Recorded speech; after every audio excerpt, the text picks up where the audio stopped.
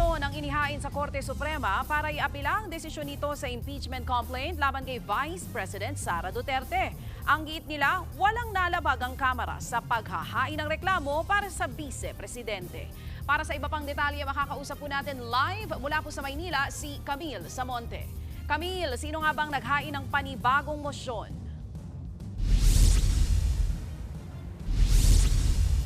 Sarina, naghain nga ng panibagong motion ang Makabayan Block sa Korte Suprema para iapela ang pagbasura ng Korte sa impeachment complaint laban kay Vice President Sara Duterte. Naniniwala ang Makabayan Block na walang paglabag ang Kamara sa inihain nitong Articles of Impeachment.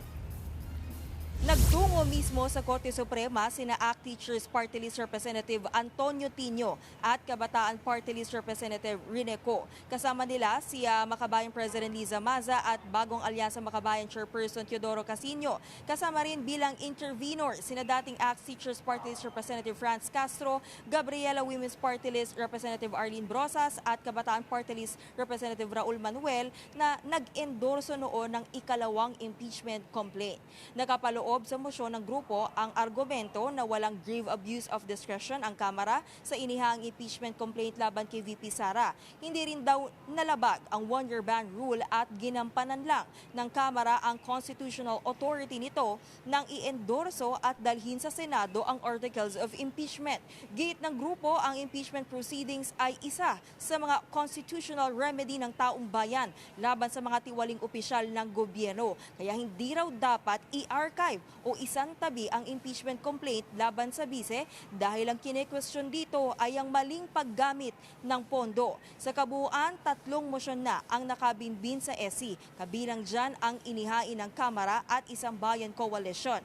Para kay dating ACT Teachers Party List Representative Franz Castro, dapat din mag-isip ng mabuti ang mga senador at huwag na nilang hintayin na singilin sila ng taong bayan. Narito ang kanyang pahayag.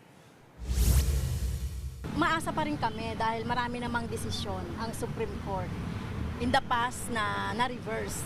So ito ang tanong lang kung maibabasura ito. Ang tanong diyan, asan yung 612.5 million? Ito yung tanong ng taong bayan eh. Kaya hindi pwede itong i-archive, hindi pwede itong itago.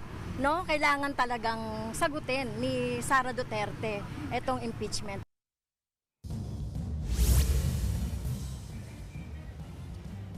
Sarina, sa ngayon wala pang tugon itong Korte Suprema sa inihaing mosyon ng Makabayan Block. Gayon din, yung nauna ng mosyon na inihain ng Kamara at iba pang grupo kaugnay nga dito sa impeachment complaint laban kay VP Sara. Sarina. Yan nga pong Express Report ni Camille Samonte live mula sa Maynila. Mga kapatid, Ruth Cabalco, para sa mabilis na pasada ng mga balitang dapat niyong malaman, mag-follow at mag-subscribe sa social media pages ng News 5.